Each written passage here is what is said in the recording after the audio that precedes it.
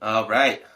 Welcome to the Why Dad podcast. We're your hosts, Paul Wandry and Andrew Stolstead, and we're on a mission to explore what it takes to become the best men, best dads, and the best husbands we can be, and how to make that happen. We are approaching this from our respective perspectives as novice and aspiring fathers. Are you a novice, though? I mean, amateur? I'm definitely not a professional. So that's a good question. We'll let the masses decide. True. What a father of a 3.5-year-old with one on the way constitutes as. Yeah. Definitely not a novice. Yeah, well, that's in just my opinion. Right there, too. Up and coming father. Yes. The burgeoning. I'm a burgeoning father. Good vocab. Okay. But anyway, yeah. So in today's episode, we've got a fun one, or I think so. It's one that amps me up. We're diving into fatherhood as both a legacy and a responsibility. And we'll unpack what that means to build a lasting legacy, why that's our duty as fathers or aspiring fathers, and how we can set the foundation for future generations as well. Yeah, I've been looking forward to this one too, Paul. Just when we were coming out with our thoughts and our ideas for these episodes, this was one I've really been looking forward to, because whether you want to be a father or not, in my opinion, we're all want to leave some type of legacy, consciously or subconsciously, so. Yeah. Well, it's interesting you mentioned that, because I was talking to a dad recently who is like, kids are practically out of the house, and he made a comment. I don't really care about legacy, which I can get. Mm-hmm. So it may be different, but I think if one, and I could probably agree with him, or I would have agreed with him up until recently. Yeah. Because I think it was just a matter of framework. Because when I thought legacy, I thought like generational wealth, or Right. Caesar of Rome, or like a king in England, and just producing a line of royalty. And like that version of legacy was not something that appealed. Right. And I'm going to share, and we're going to dig into what maybe a different type of legacy looks like. And I think that will be one that will get existing fathers amped up. And it will also, if you're like, do I want to be a dad? Do I not want to be a dad? Or maybe I'm just listening to this just because. And then you hear this, you're like, oh, okay, so there is a lot more to being a dad than dirty diapers, tantrums, and sitting on the sidelines of a plethora of sports games. So, yeah, absolutely. Now, Andrew, you remember our trip to the Boundary Waters a few years back? When was that? Was that 2021? 21 or 22? Yeah, one of those years. Yeah, it was. Was it 21? Because I vaguely remember. I think Evie might have been pretty young, so it might have been 21. I don't know. Yeah, it's flown by. That's for sure. Yeah. Anyway. A few But years absolutely, ago. I remember that, because that's my favorite place in the world to go. So sharing with you and your brothers and dad, Yeah. it's a core memory of mine now. I agree, and I think I attribute a lot of seminal thoughts and lines of thought to that weekend, because we had a lot of time. No digital distractions, no noise. It's like one of the 12 places in U.S. where you can get away from any man-made noise. So there's just pure peace and bliss. Yeah, for those of you that haven't heard of the Boundary Waters Canoe Area Wilderness, it's an area in northern Minnesota where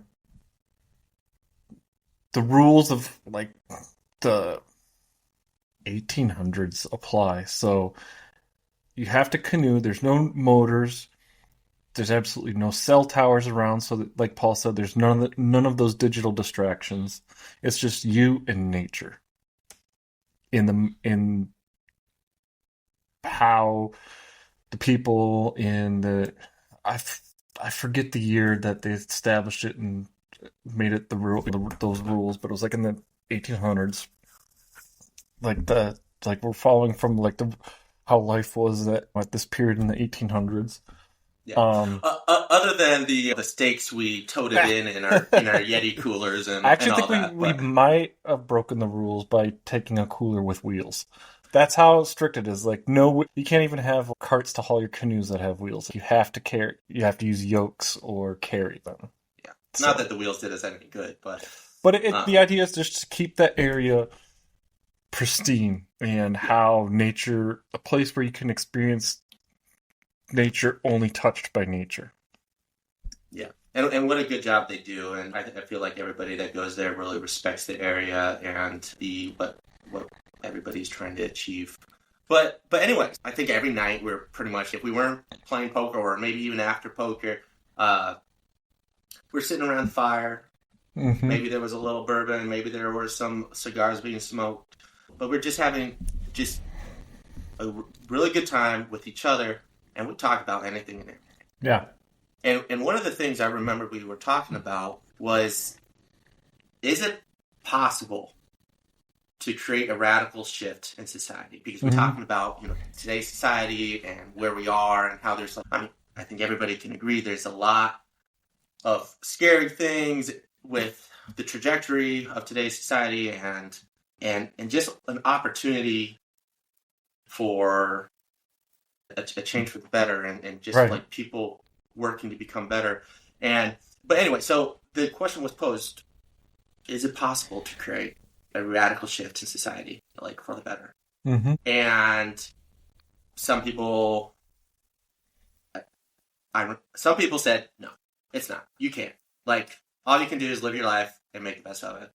And but as we explored, let's say you can, how would you do it? Some people were like, through media, through movies, through books. That's really going to be like the main way you can make big shifts. Somebody else brought up the Bene Gesserit from Dune, which Oh is yeah. like, just have some people in the background pulling the strings across all the governments and Right. people of power. But it got me thinking, and I think that we can at least be part of a radical shift in Mm-hmm. society, starting with ourselves and with our families. Right. And that's one of the things that got me thinking about legacy and why legacy is important. Mm-hmm. Now, indulge me for a minute Always. while I try to paint a picture. Mm-hmm. So, take a moment to, and you can close your eyes or not, but take a moment to think about, you spend your life raising your children, trying to help them live the best lives that they can, trying to give them everything that you can to help them be successful. Right. You reach your deathbed, you're satisfied with your life, you let yourself go, and you come back as a fly on your kid's home's wall, and you're watching them. And as years down the road, and you're watching them interact with their kids, and you see them living the values that you strove to exemplify and pass on. And they're teaching the same lessons and passing on the same habits that you did. And based off of that foundation, they're living fulfilling and happy lives, and they're learning themselves and teaching their kids to Mm-hmm. learn about themselves, and just that you see that their life is filled with this profound peace and fulfillment. Mm-hmm. And you are just awed by how your children took what you gave them and ran with it. Right. Now, but then you realize that that's not your fly vision clears and it comes into focus a bit more, and you realize it's not your kid, it's one of your great grandkids. Right.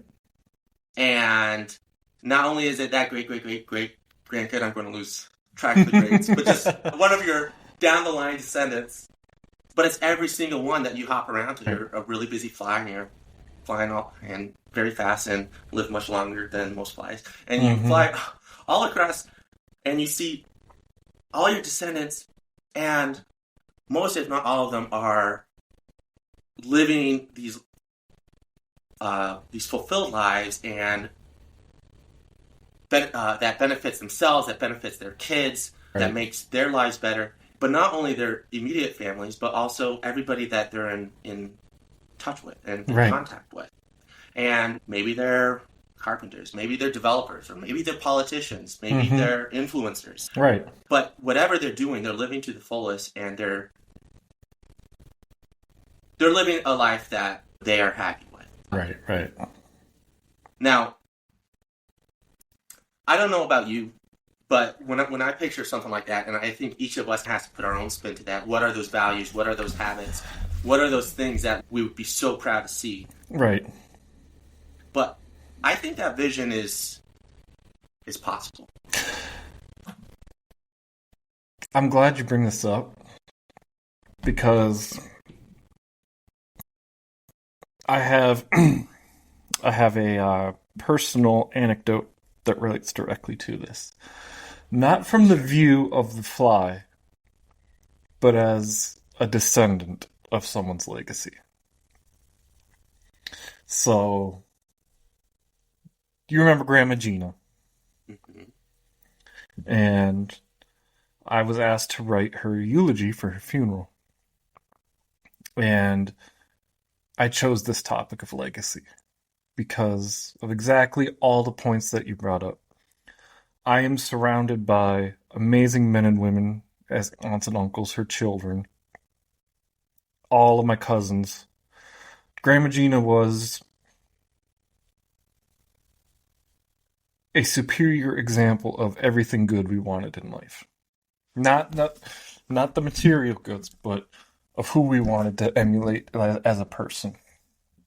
And I remember just writing that eulogy, and whether Gina consciously or not, she left a legacy within each one of those. And I remember the morning of the funeral, I took a couple cousins to the diner in the small farm town that my grandma lived, and sat down, ordered my breakfast, and it was full of all the regular old townies, and they were all talking about my grandma. I heard, oh, Gina Matheny, she passed away. The funeral's today. How sad and tragic is that? And they were all talking about the memories and stories of my grandma. So, my grandma was a nurse. She was an RN. And the community where they grew up was it was a farm community, so there wasn't a lot of wealth, so not a lot of people could afford doctors. But they all knew that they could go to Gina's farmhouse and get some type of basic care. Or if they called her and said, hey, someone's sick, can you come take a look at them? She would show up and take care of them and the family. And since my grandpa owned and ran a business and had the farm, they had a little bit more than a lot of the other people in the community. So she made sure that they had what they needed as well. And so those families all remembered who my grandma was. And it just blew me away. One, delivering that eulogy was just an honor to be able to speak to her legacy at that. But that funeral home was packed in that small farm town. And like I said, she left a legacy. Her legacy was all the people that she touched, all of us as her family, and it's going to be all of my future children as well. That's just something. She was the kindest, most generous person on the face of the earth. Yes, she was demanding, but because of she strove for personal excellence and wanted her kids to have the best. And that growing up as one of her grandchildren, I saw that through all my aunts and uncles too. Like they wanted the best for not only for their kids, but for all of us nieces and nephews too. And so living on the opposite side of the perspective you're presenting and seeing that, it struck a chord with me. It's just I need to continue this. I need to have my own, but I need to continue Grandma Gina's because what she had was real, whether she realized it or not. That's why I said in the beginning, in the intro, consciously or subconsciously, I think we're all geared to leave a legacy. And it doesn't have to be material things. It's just that want to have so the next generations can be better environment and raising, but also just better in the fact that they're challenged to be the best that they can be in every aspect, in every habit, every virtue, and emulate and pass that on. Because that's how that going back to the conversation in From the Boundary Waters, that is how we do create a change, is by actively being the change we want to be. Yeah, absolutely. And yeah, I met Grandma Gina, and I great lady, and I had the honor of attending a couple of your family get-togethers. I think a Thanksgiving and or a Christmas, and just having the whole family together and just experiencing the love and the vibrancy and all just emanating around Grandma Gina. So I am grateful to have witnessed a little bit of that. Something that struck me about that is and I'm sure a lot of us have seen this either in our direct families or in witnessing it in others, but being a part of something larger than ourselves. Right. You know? Exactly. And having that sense of belonging. Andrew, we were recently talking about with the guys about like community and how in today's digital age, community is like traditional communities are not as prevalent, right? Because families are getting spread out and everybody in like neighborhoods are busy doing their own thing, and there's just so much time spent online, right? But there's this need for community, and I think that ties into building a legacy. Is because what are you doing? You're building a family unit. You're building something greater than oneself that your children and your children's children will be proud to be a part of. Exactly. So much of what you said there has been like everything you just said there has been in my thoughts and whatnot, and especially like you said with the importance on community. And our attention spans have shortened, and there's this need for the online life that we've forgotten, like our even down to the core, like the family being the unit of society. Like you have to build a good family to build a good enriched society. Yeah, and I mean, whether we like it or not, we're part of the society, right? Exactly. And speaking of being a part of something larger than ourselves, that's humanity. That's where we find ourselves, and this is digging more into these reasons, like why legacy matters. Right. That's just it, for humanity's sake. We came into this world, and we for all of its shortcomings, at least speaking from my experience, there's a lot of good things. Right. And technology brings with it both the good and bad, but there's a lot of good things. And we benefit from a lot of that. So we have the opportunity to give back to our society and but also to leave it better than we found it. You know? Because like if we want a good life for ourselves, then why wouldn't our children and our children's children want that for themselves? Right. Yeah, no, I think even on a very primal, human primal level, like we have that instinct of survival and procreation, and so it's just kind of like even on a very basic animalistic level, it's like the future of our offspring is the survival of us as a species, but also going deeper as a family and as a, you know, it's you can just build off that primal instinct into so many other deeper levels. Take that natural urge, apply it to a deeper and deeper aspect of being human. So yeah, that's one of the reasons why I think, like, why I said consciously, subconsciously, legacy matters. We can say it doesn't, but we've already built our legacy at that point. Yeah.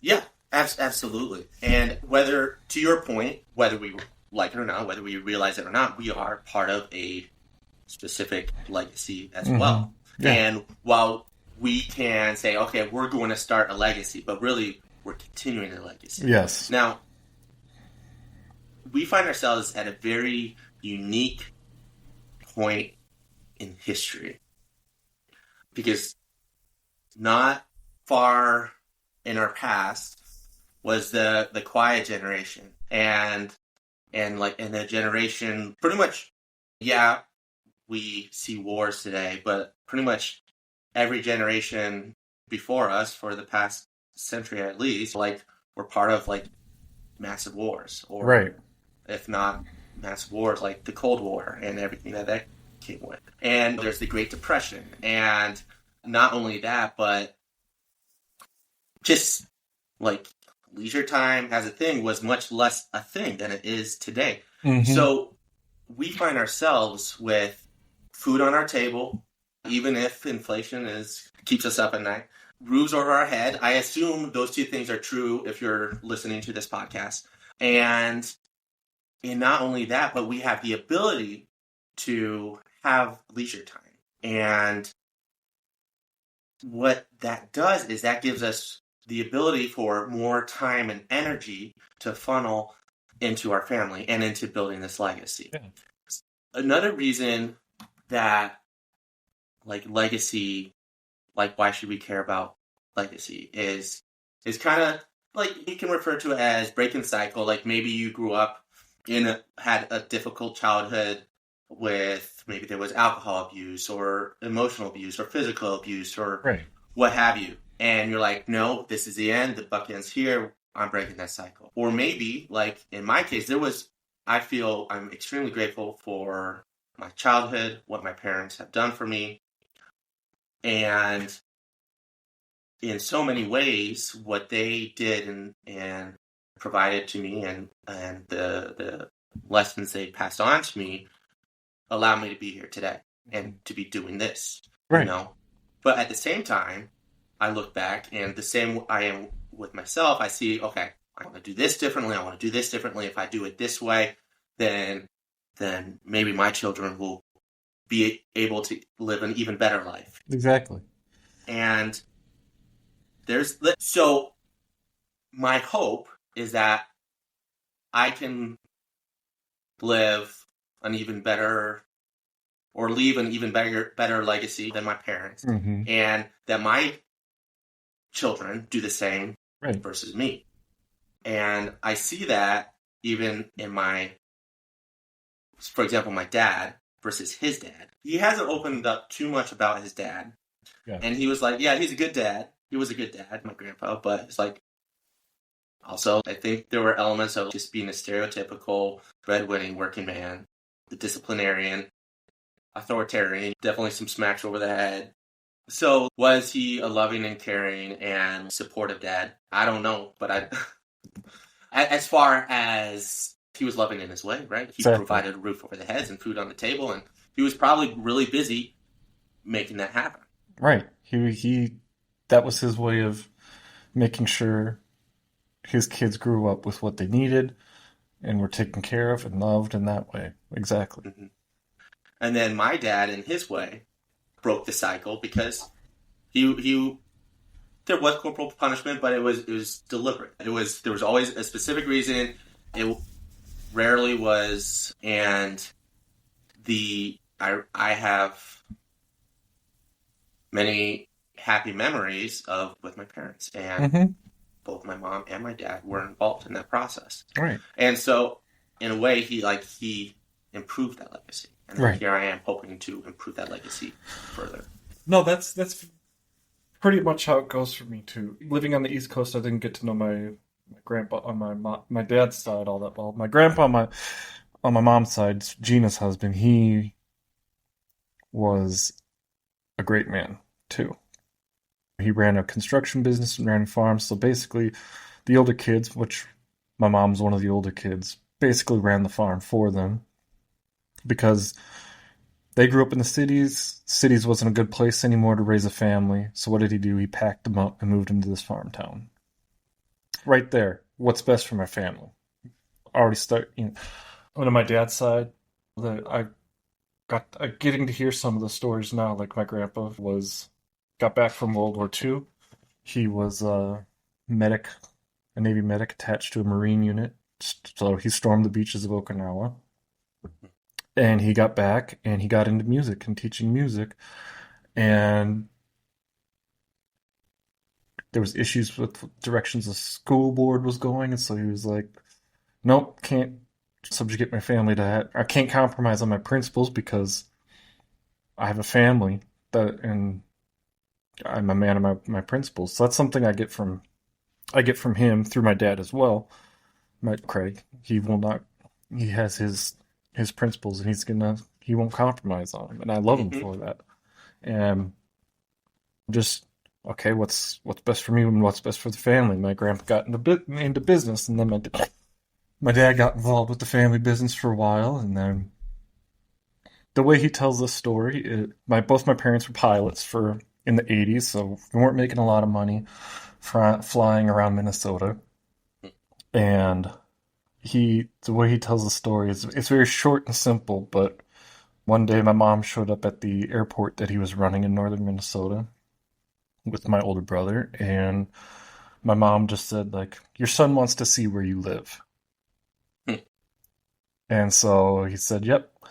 As soon as she said that, I started looking for other jobs. Like, because yes, he was providing what the family needed, but he wanted to be more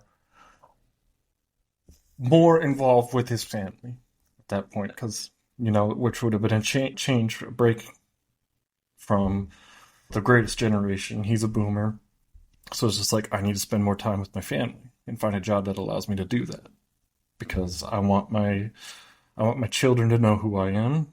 I want to be a part of their lives, but also I need to provide to them what they need. And so now with me, I take that and it's just okay. How can I build? How do you build? How do you build? Like on receiving all these good things. That's my challenge now. I'm not a dad. You are, so you already have some thoughts and ideas on what you're doing that is better for Yeah. for your family. So for me, it's just like, how do I want to take all these good examples we have, build on it, and then make it even better? Because Yeah. I think that's one of the greatest ways to honor the good legacies we come from is we're not saying, oh, what they did was bad. It was like they gave us good. We have to continue that, and we have to build something even greater. Yeah. It's it's acknowledging all the good you've received and investing it to get an even greater return out of that good. Because Yeah. if you can't grow it, to me that's just if you're going to stay stagnant, that's part of the issue. And I'm not saying that like people do this intentionally, and that's I'm not trying to like shit on anybody, but it's just we've received good. What are you going to do with that good? Yeah. And that's an excellent point. And I hadn't really considered that when I was thinking about, the importance like fatherhood as a legacy and then as a responsibility. I was Mm-hmm. thinking about our responsibility to our children Right.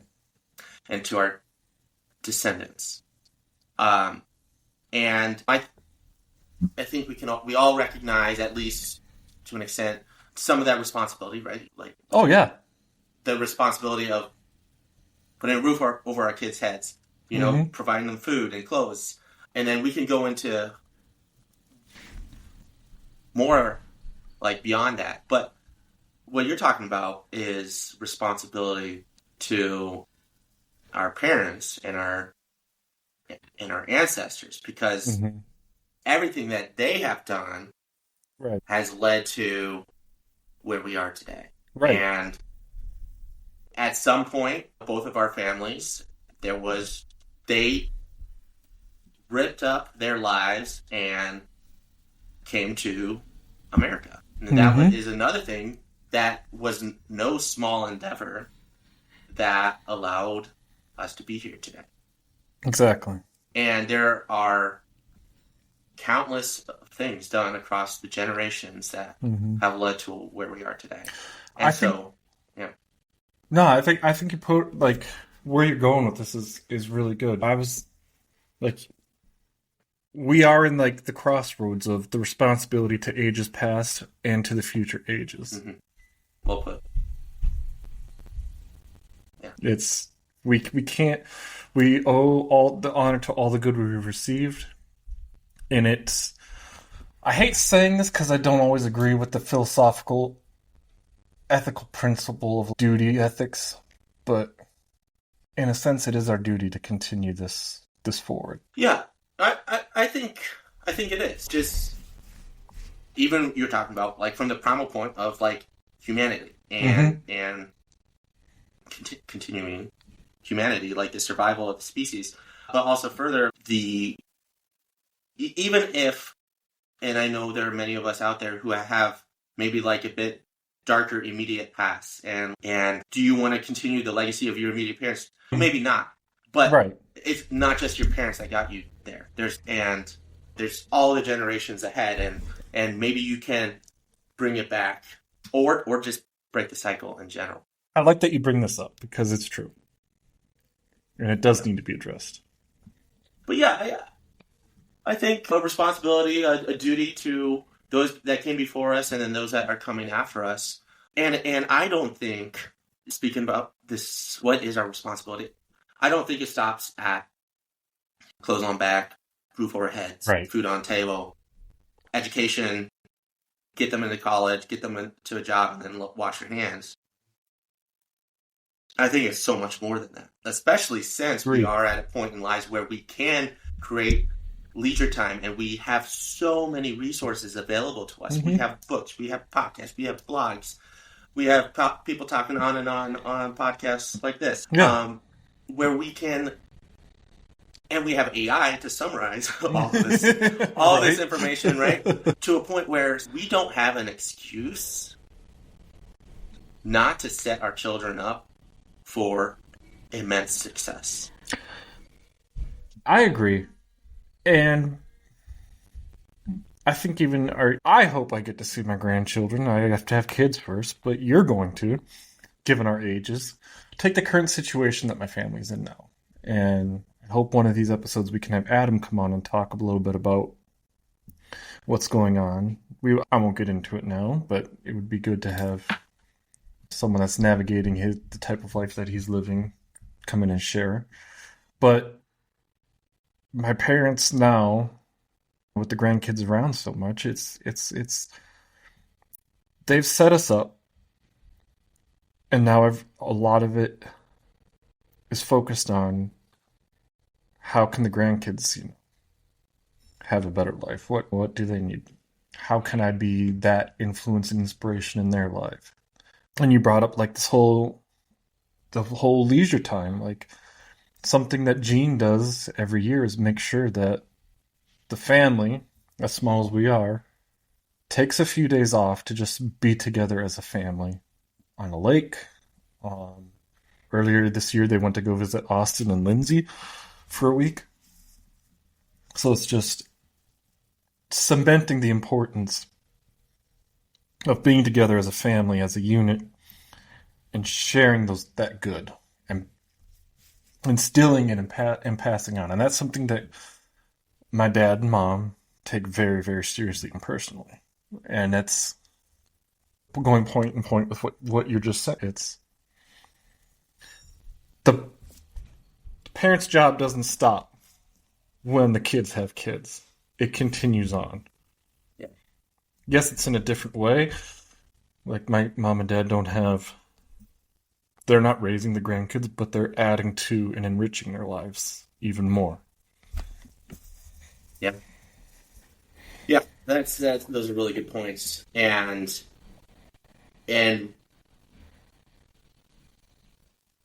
it'll be interesting as we dig more into fatherhood, and we're talking about fatherhood now, like me as a burgeoning father and you as an aspiring father.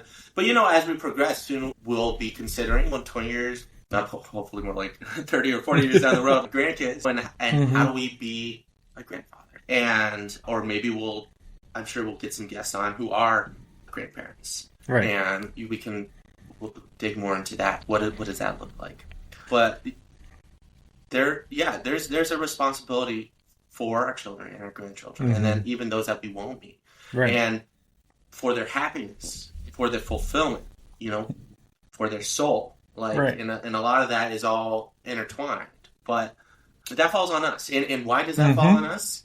As parents, because we're the reason they're in this world, right? Like, absolutely, they wouldn't have to be navigating, and I probably don't mean it that way, but like they wouldn't be in this position to be navigating this world and figuring out who they are as individuals and like what to do and how to do it if it weren't for us. So very literally, we are responsible. We are the reason that they are here.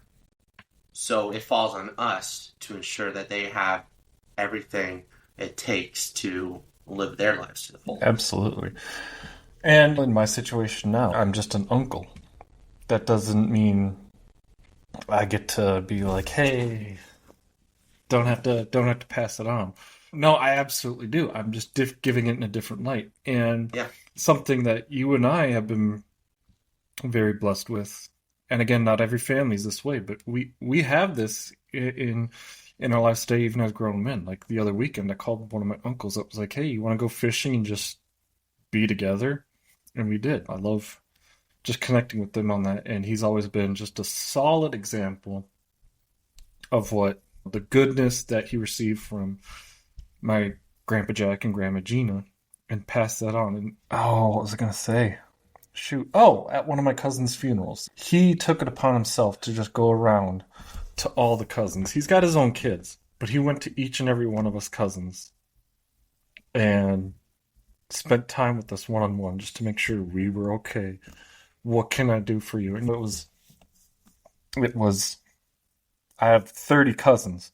Most of us were there for that cousin's funeral, and he was with his brother a lot, supporting his brother, but he took the time out to just make sure that all of us cousins individually had someone to just cry on the shoulder of or just talk to.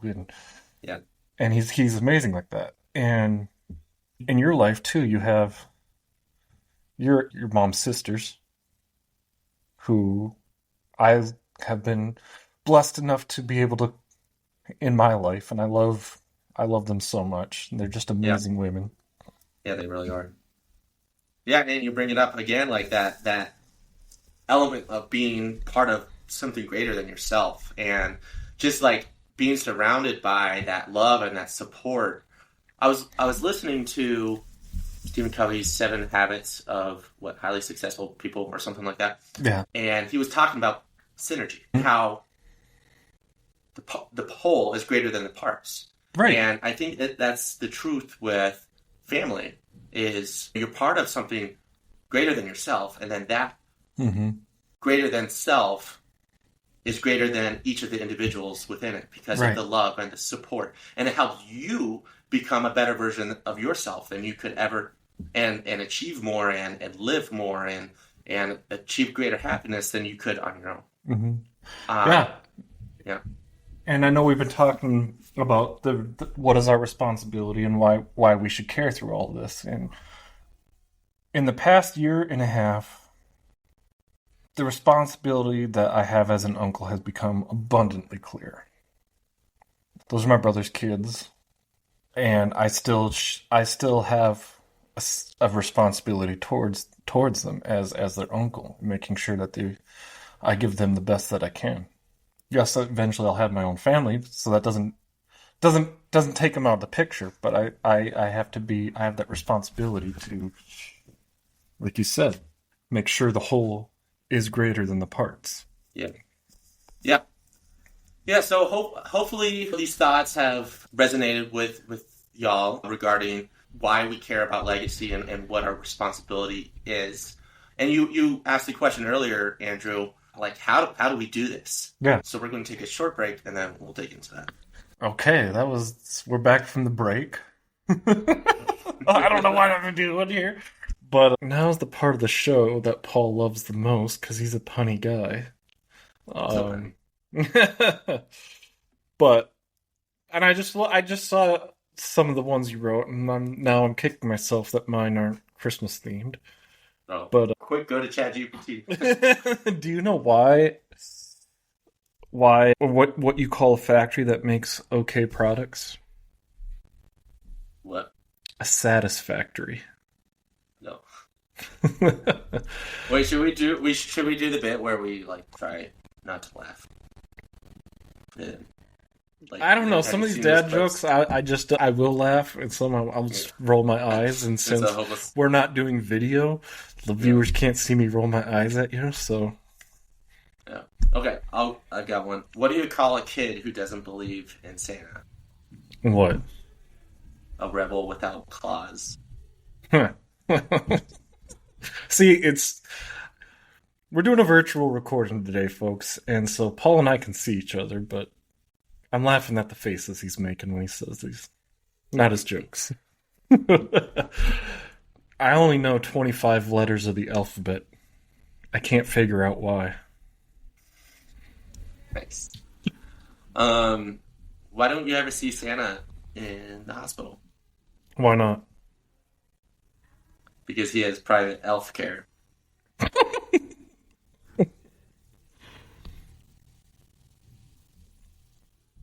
I asked my dog what 2 minus 2 is. He said nothing.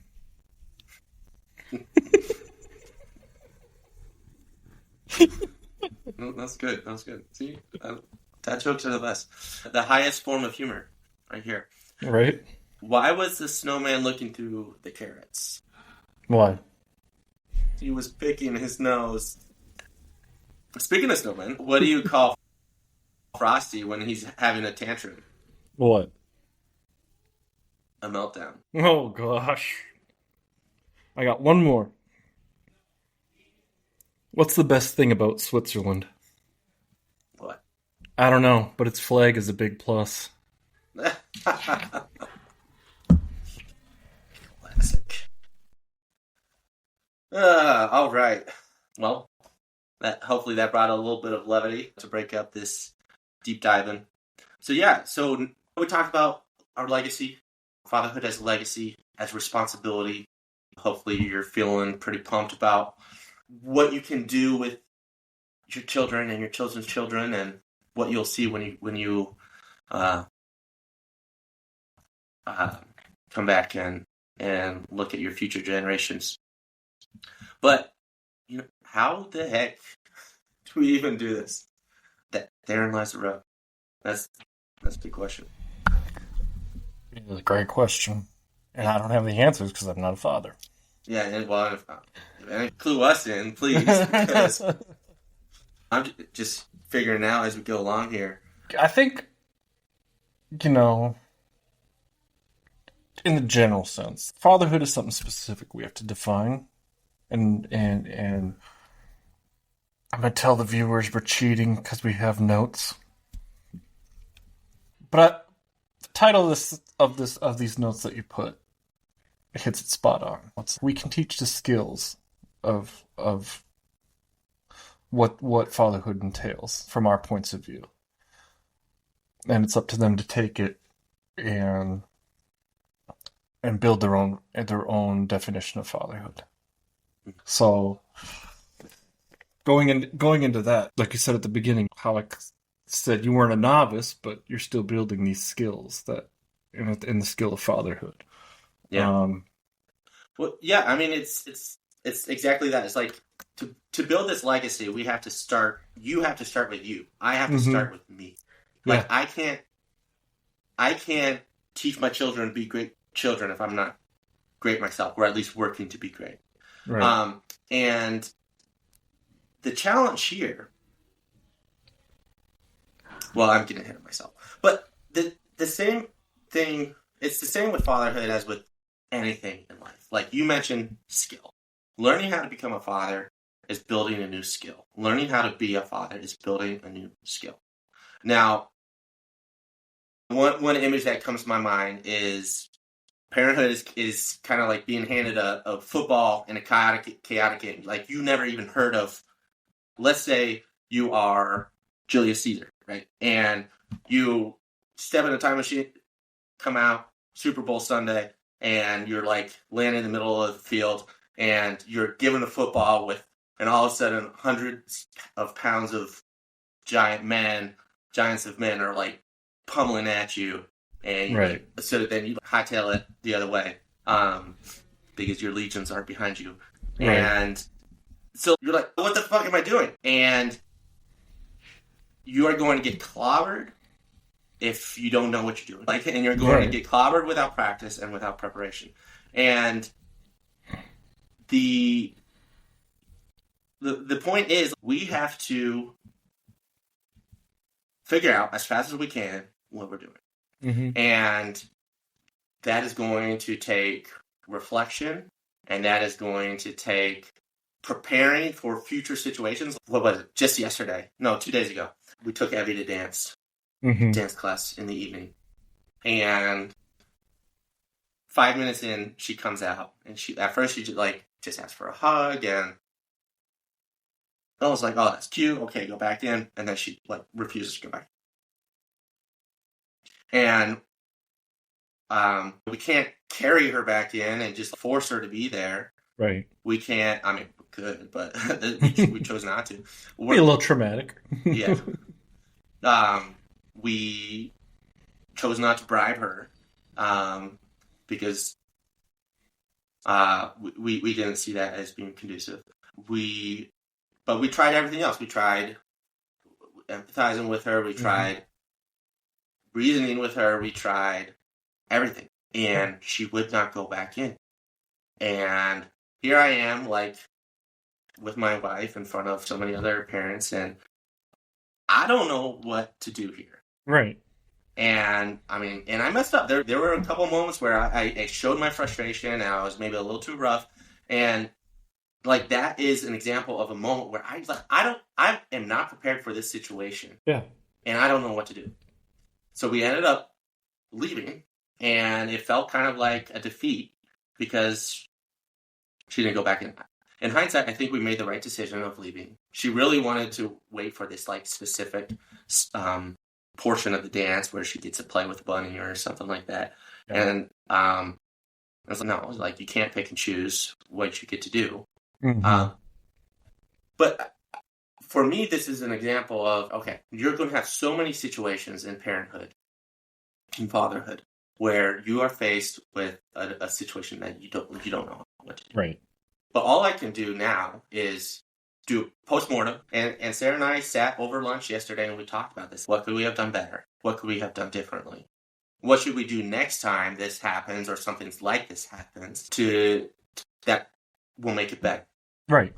And then, most importantly, well, that is the most important step, is getting on the same page, coming up with a plan. And then, next most important, we sat down with Evie while we were playing Blockus, and we talked to her, and then we kind of role played. And I think learning how to do all of that, and it's still a process for us, right? Yeah. And we are still learning how to do this ourselves, and we didn't used to do all of this. Yeah. That is part of building the skill of being a parent. And did we do it right? Probably not. Are we going to continue to mess up? Absolutely. Yeah. But all we can do is reflect on known issues, see what we can do better and differently next time, come up with a plan for that, and then that plan will apply not only to dance situations, but other situations as well. Yeah. So I think that's all we can do is just take this on as a new skill, go back, review the tape, and see what you can do differently and better next time. Get out there on the field, practice, learn the rules, and keep trying. I think, excuse me, this is a great anecdote. You started off with, we have to know ourselves. And in our own personal life, we're going to have those ups and downs. And it's going to be the same fatherhood. This anecdote shows you can't win them all, and you're not going to. But like you said, it's just you have to get up from that and learn from that. So it's not a failure at all. It's a learning piece, because how could you foresee a situation like that? You can't. Right, and there's going to be a gazillion of situations that you can't foresee.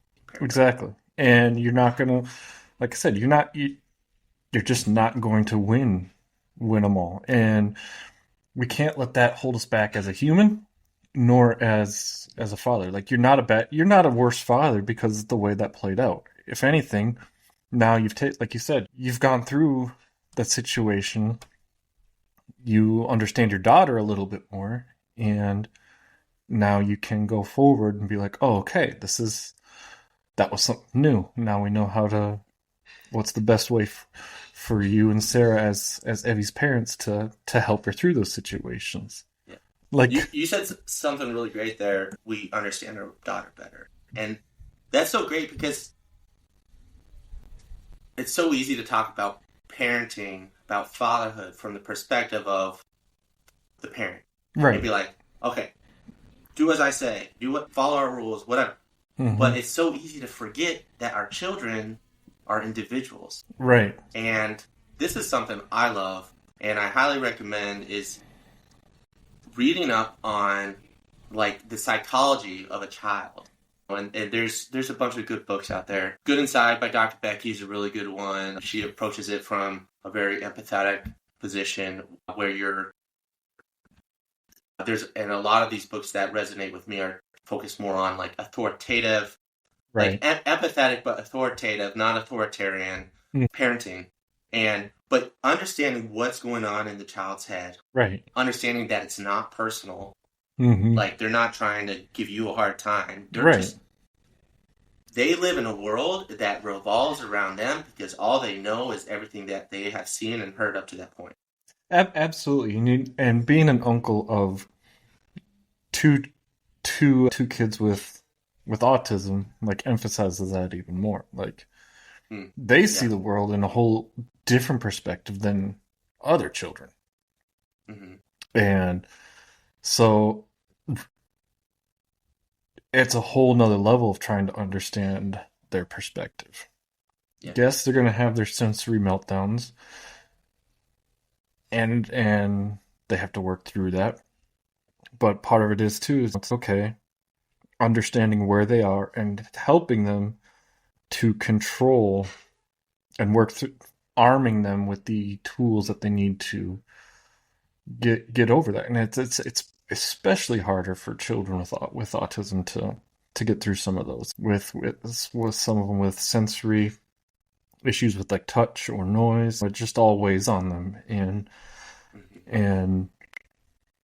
so they can get very moody very quickly because, especially around the holidays with everything going on, it just becomes too much for them. Yeah. So it's like you said, there's an authoritative aspect to it, not being like you still have to remain the authority figure, but you have to be able to understand what exactly is going on. And for us non-autistics, like it's really something hard to grasp, because we see the world as everyone else does, but you know, we've gotten into Pictionary lately, and that opens up.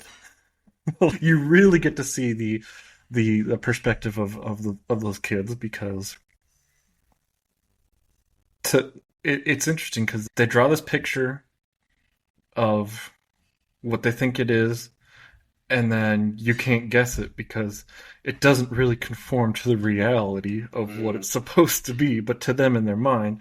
So you get an extra window into how they think, and you can understand them a little bit more, through that. So it's hard enough to try to identify what a 3-year-old is drawing sometimes, and it's a dragon. Oh, it is a dragon. Yes. Okay. Yeah. You worked so hard on that. I can tell. And I mean that sincerely. I know sometimes yeah, absolutely. comes across as like sarcastic and whatnot.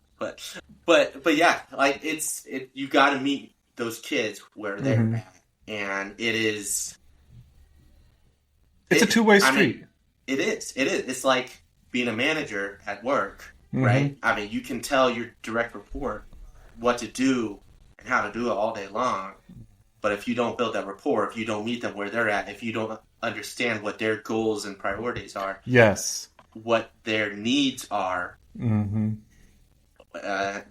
you're going to be clashing heads.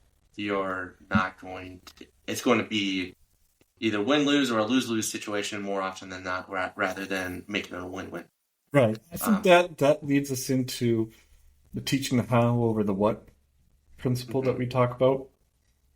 I just finished a leadership course for grad school, and everything you just said 30 seconds ago comes from that leadership course. Being a father means we're leaders. We're not managers, we're leaders.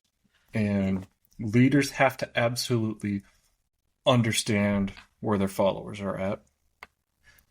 And you mentioned it, like leaders, not managers, have to understand the goals, the objectives, the interests, the motivations of those underneath them, and kind of assume the responsibility to help them achieve those goals. You can't lose focus on the whole. You're also the head of the family, so you also have to worry about the family, but you can't. So it's like balancing that family and that child's aspirations, and one of the best ways to be a father, or in my case an uncle, is teaching the how over the what. Like, we name this podcast Why Dad? Because kids are intuitively curious on the whys and the whats. And we can explain that to them. And especially in living life and activities. But they're looking to us as to the how. Can I use like what Evie did the other week when we were recording at dinner? Hopefully. I'm sure it's fine. Go for it. Well, let's just. Oh, I think you and Sarah have been teaching Evie critical thinking and problem solving, and how to solve problems on her own. So she wanted to watch the Santa Claus, and we're having dinner. And what did she do? She figured out, oh yeah, just like following like our examples of how we problem solve, she was able to problem solve how to watch the movie while we were in dinner. Yeah, she went and got the stool, pulled it over, climbed up, grabbed the Hmm. remote, mhm, got it going. Yeah, But if you would have just said, "Oh yeah, problem solve like critical thinking and problem solving is an important tool," but you've already ingrained in her like how do we think rationally? How do we solve an issue point A to point B? Oh, the remote's Dad put the remote on the shelf. I want to watch my show. So yeah, yeah. Yeah, because you can't account for every situation, and this one it yeah, kind of bit us in the butt because we were trying to not let her watch TV because it was dinner time. But you love to see that, right? And that's a situation you can't account for. You're like you're not going to be able to account for when your kid needs to get something they can't reach. You're not going to be able to account for when they're buying a car and they're getting gouged by the dealership or like a million different things. But you can provide them the tools to navigate life, like and to yeah, to figure out those situations. So you're not teaching them the what per se, or even like um, I say this tongue in cheek, even like what to believe per se. Like I am going to teach Evie what I believe and why I believe it. right, But when she asks me why, or I'm not just going to say, "Oh, just because," and you need to believe it too. Okay, we're going to talk about it, and exactly. she can form her own conclusions, and and so that again, that's I'm going to teach her how to think critically, or I want to teach her that, right? How Absolutely. to ask the right questions, Hmm. and how to form her own conclusions, and then trust her. Obviously, right now she's a toddler, but as she grows older, this ability starts now, Right. and once she reaches adulthood, I can trust her to come to her own conclusions, um, and make the right choices and decisions. Absolutely. And that's something we're focusing on with Adam's kids. I said, like, it's not our responsibility to raise them, but it's my responsibility to help them develop while they're in my life the way they are. Adam sets the ground rules, and I have to ensure that they see through me how how can they achieve that? How am I teaching through my living them on how to navigate their lives at the age they are and take those principles and make them life skills on their for them to carry. So it's very interesting. I know that's like a cop out word right now because I don't know how to describe it. Yeah, But you as a father, like you're saying, you want to provide your children the tools they need now.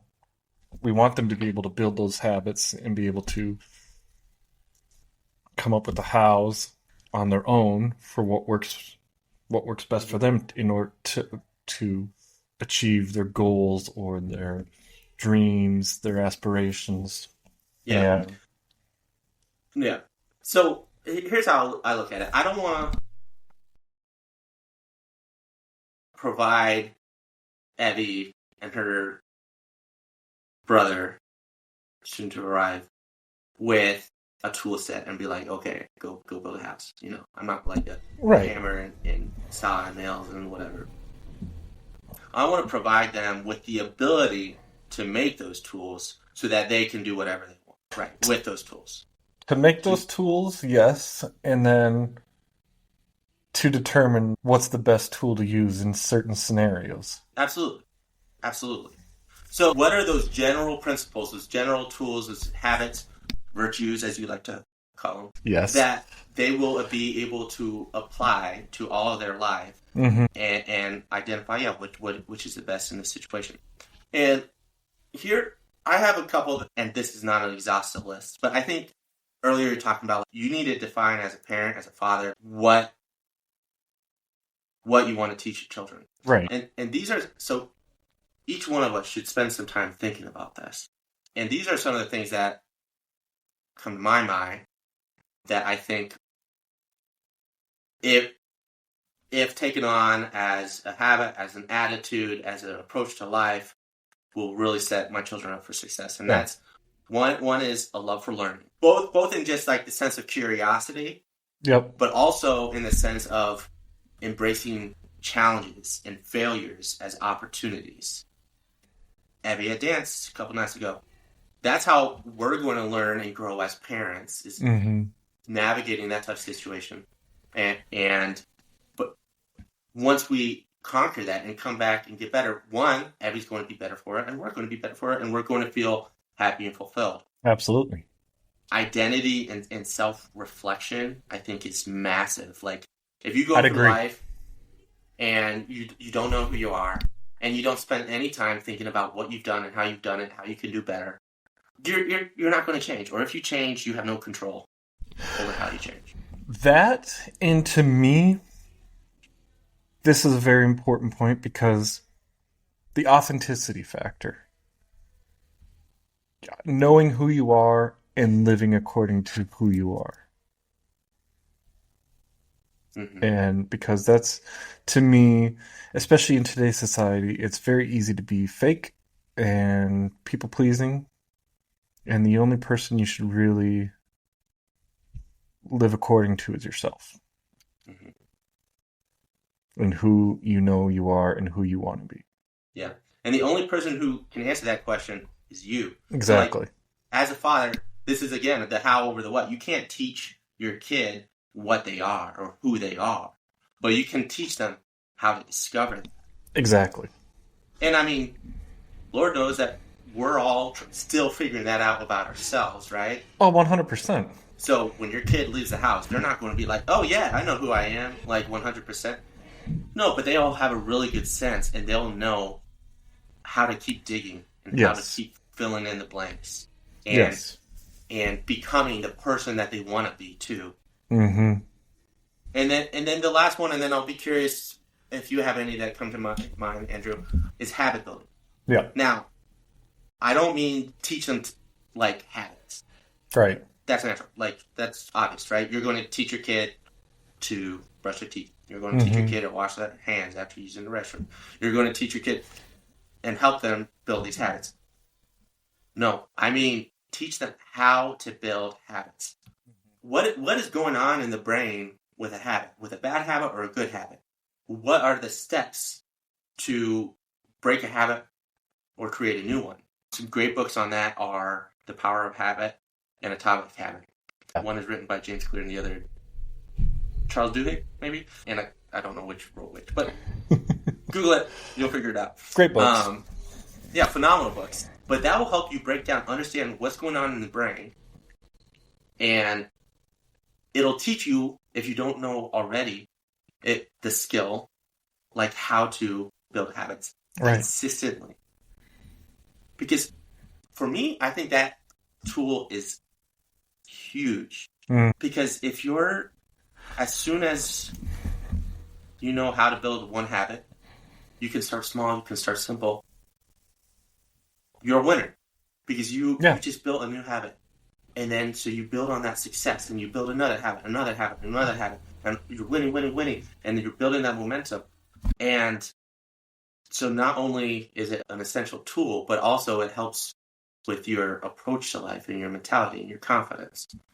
So I could wax absolutely eloquent or not so eloquent all day long about some of these things. But I think these are, to name a few, some of the really important overarching tools that we can provide our children. But anyway, I've talked way too much, Andrew. Are there any that come to mind for you that you think that you've benefited from, that you think passing on to your nieces and nephews or to your future children? I think the three you laid out are very important ones to me as well. I'm trying to think the identity and self-reflection has been a staple of my own life since high school. I've always taken that part seriously. And you remember how we used to have like program of lives every year. We'd write one. We'd spend a week in silence, and at the end of it, we had basically our goals for the year, who we wanted to be, and identify the habits we wanted to build for the year. Habit building, absolutely. A good habitual person is also a disciplined person. And I mean, discipline has so many connotations, but, not rigid, but just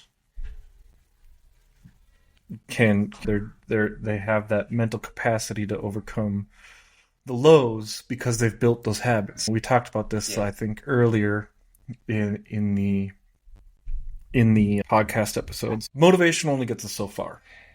We need something to carry us through when our motives aren't moving us. And so having built those habits and being disciplined is what's going to carry us through, because regardless of how we're feeling, we've built those habits, and that's just how we operate now. Yeah, I don't know if we brought this up in a past episode, but Jocko Willink has a phrase. I don't know if he coined it, but it's discipline equals freedom. Mm-hmm. And that is huge to me, because and I think it sums up what you're saying. Discipline, without discipline, you are at the whims of your emotions and the circumstances that surround you, and you're going to be thrown every which way, and it's not going to be fun. And you don't have control over the outcome. You don't have the freedom to choose like the outcome, because you're just like, oh, I feel this way, so I'm going to do whatever I feel like. Or, this happened, and now I feel, and I didn't expect that, so I guess that's the way it's going to be. But if you have discipline, and you build these habits, and you approach everything where you are not allowing yourself to be subject to those whims, then you get to have control. It's like, okay, you pick up that oar, and you're like, I'm going against the current, or I'm going over to this tributary, whatever it is. You're not just, oh, I'm going with the current, and that's all I can do. You finally have a say over where you're going. Agreed. Absolutely. I think those are key, because if you can conquer habit building, virtue building, you can be one of the most successful people. And it's just identifying, knowing how to build the habits, and identifying through the second point that you brought up, what habits you want to build. Love for learning. I mean, you and I both love to learn. That's been important to me. Like, I don't settle for just what people tell me. Like, I have to investigate. It's just been my personality. And then growing up, I've fed that through philosophy studies, and now in my career, it's all like investigative work, and that excites me. That's a thrill for me.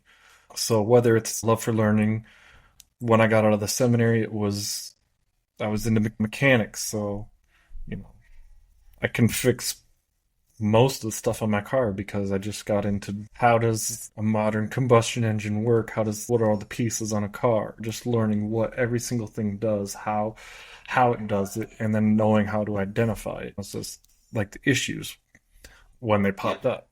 And now, like, continuing education, like I'm doing a master's degree, and I didn't think I'd get back into school for a while, but there's a sense of like fulfillment to me that comes from just learning, like whether it's an actual degreed course or reading a how-to book. I've got some books behind me. You can't see them. What you have back there? These are all plushies that my friend gets me from Taiwan. Oh, so every time he comes home from Taiwan, he brings me a new one. The top one looks like this little We have this book we read every. It's called. Oh, okay, yeah. It looks a little less like a chicken now, but it's a book called like the front part looked like the chicken.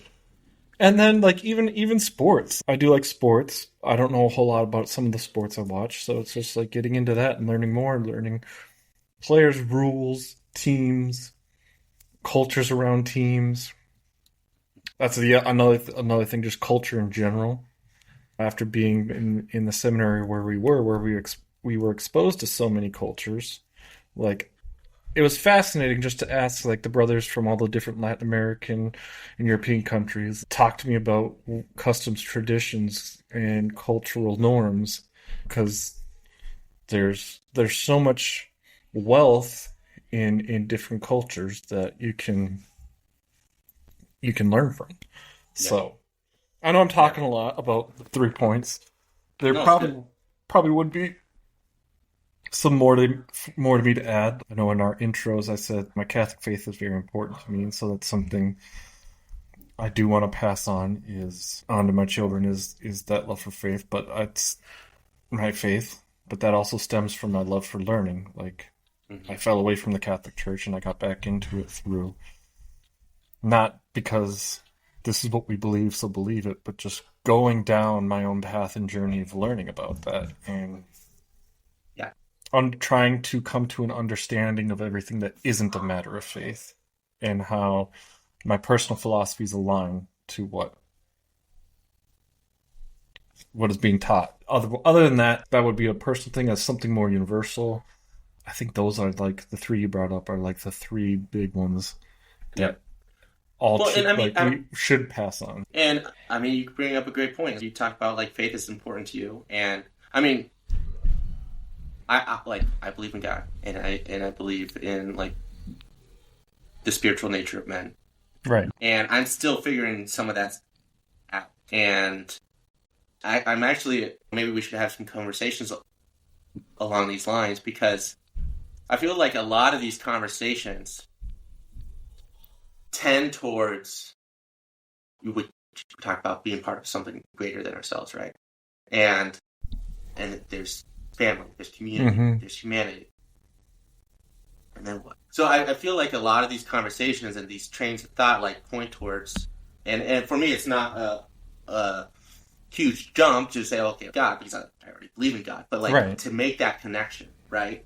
So maybe we can jump down that rabbit hole one of these episodes. But but the point being, you talk about like, okay, your personal flavor, like you want to bring in faith and pass that Mm-hmm. on to your kids. Like each of us as fathers, like we have to decide like what are those values that are important to us? Absolutely. What are those tools that we find most helpful?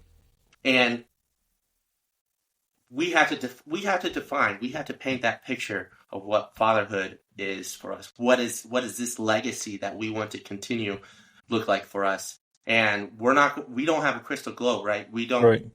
a crystal ball. We don't have all the answers, but all we can do is hope to improve on the legacy that we may have, or start a new one, and try to give our children the ability to build on that. Yeah. And then so that's why there's like we need to find the attitudes and the tools that will allow them to do that. Um, Absolutely. so I think this leads into the last couple points we wanted to touch upon very well. I know you wanted to talk about like legacy versus generational wealth and then ensuring that certain values are passed on. And I think everything you just said plays into that second point.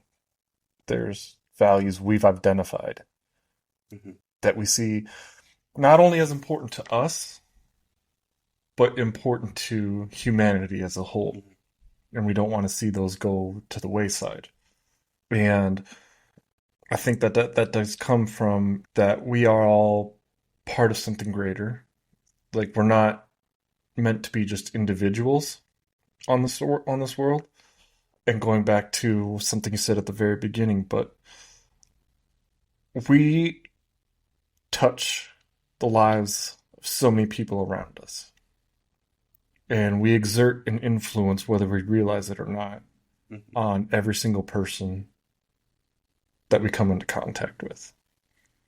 And so you and I, through our life, we've started to already identify those values that are important, not to us as humans, as individuals, as a family, and as a society.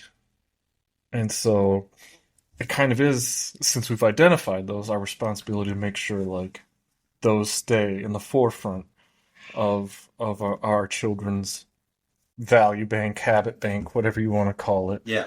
and that they understand their responsibility towards themselves and their others with regards to to the values that we're passing on. Yeah. Yeah, exactly. And I mean, you're kind of touching on the reason why I want to talk a bit about generational wealth. Hey, girlfriend. Hi. Oh, you Evie! got a unicorn.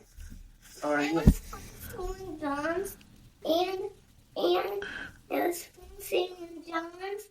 I Yeah? got it from St. John's and it was in a in um a box. It was in a box? Oh my goodness. Oh. That's very pretty. All right. Look at it. It's got Is wings. that a unicorn? Yeah, and look at it. Oh. We got wings too, so it's like a Pegasus unicorn. Oh, wow.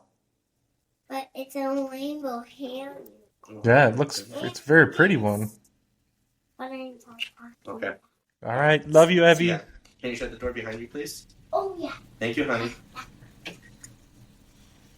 Because, okay, so here's the deal. Generational wealth. Mhm. There is, at least anecdotally, it's not uncommon for somebody to work really hard, build up the generational wealth, and then within a few generations, it's depleted. It's gone, right? Because their offspring, like, they didn't have to work for it. They don't appreciate it. They don't have the skills to build it and continue it. But a shirt sleeves as shirt sleeves in 3 generations is one of the sayings that encapsulates that. Right. And why does that happen? Because the descendants don't have financial literacy. They don't know how to make money. They don't know how to work hard. But I think, so how do we avoid like the shortcomings, the pitfalls of what we can see in generational wealth and passing on legacy? How do we ensure that like these values that we teach our children and these habits and everything, that it doesn't stop with them? You know? Right. Yeah, they can lead by example. They're pass on these values by example to their children. Mm-hmm. But I mean, there are things that can't be passed on by example. There are truths. There are principles. Yes. There are attitudes. There are the way things work. There are responsibilities, this concept of responsibility that can't be passed on by example. They can, to an extent. Yeah. And we can talk about, like, in future episodes, like, how do we do that? But there's also things, there are direct lessons that need to be taught. Yeah. And they need to be put into situations where they learn how to work hard. Mm-hmm. Where they learn how to be disciplined. Yes. And so we have to figure out, like, how we teach our children to become the best versions of themselves and then pass on that desire and that ability to their generations. Yeah. Agreed.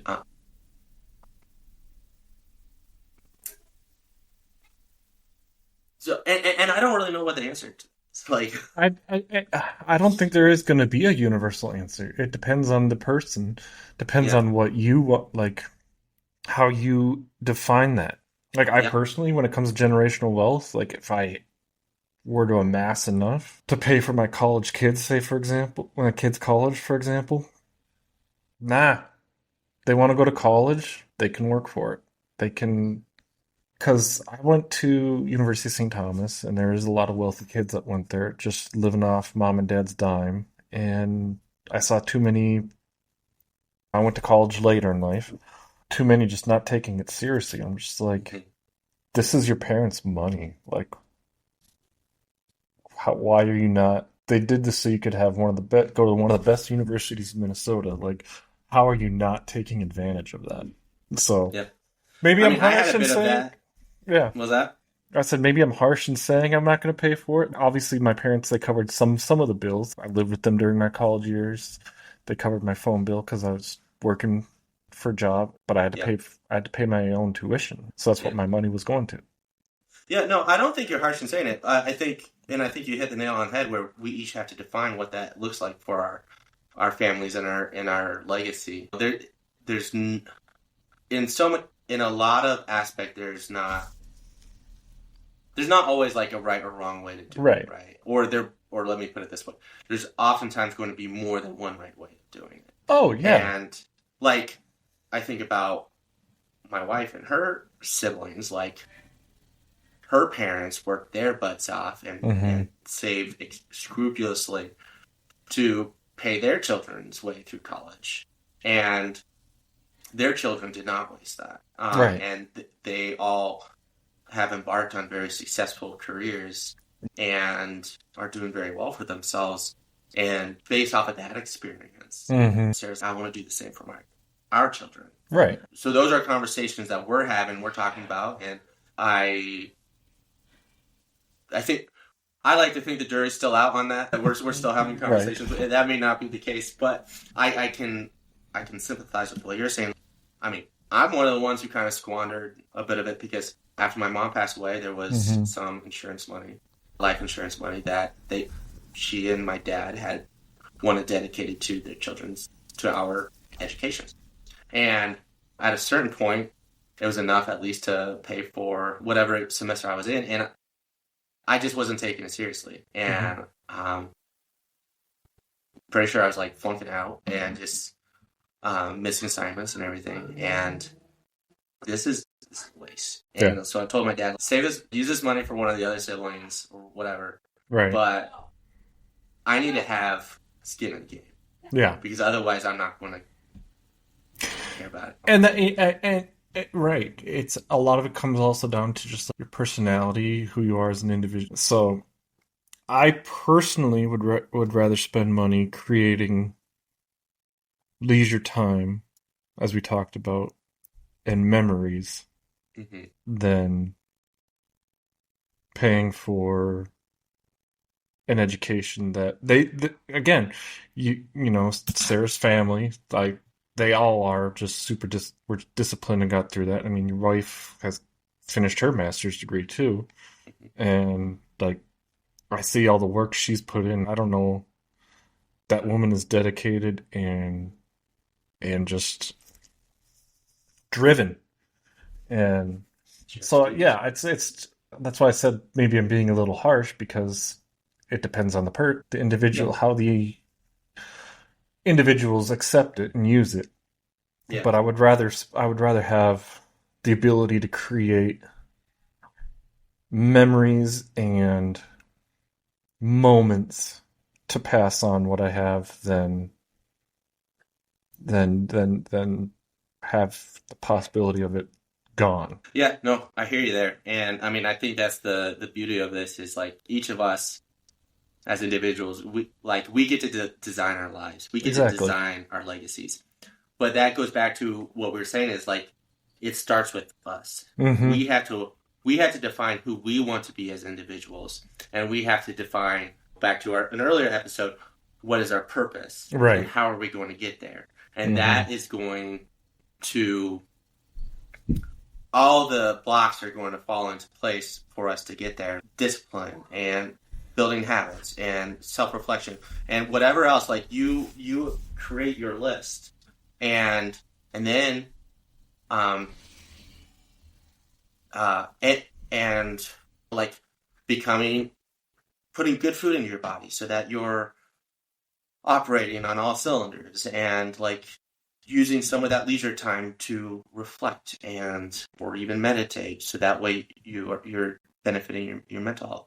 Yeah. But like you get to design your life, you get to design your legacy, and hopefully you all find that as exciting and as invigorating as I do. But at the end of the day, it comes down to each one of us as fathers or as aspiring fathers to take the time to think about that and to define it and to see how we're going to achieve it. Exactly.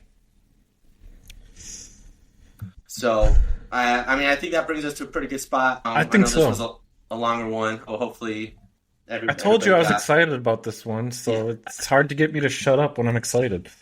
Yeah. Oh, goodness. But yeah, let us know. Let us know what you think. What are some of the values that are important to you? What are some of the tools that you think are, or even like universal tools that are essential that will teach your children the how more so than the what? Right. But yeah, today we've talked about a lot. We talked about the idea of fatherhood as both a legacy and a responsibility.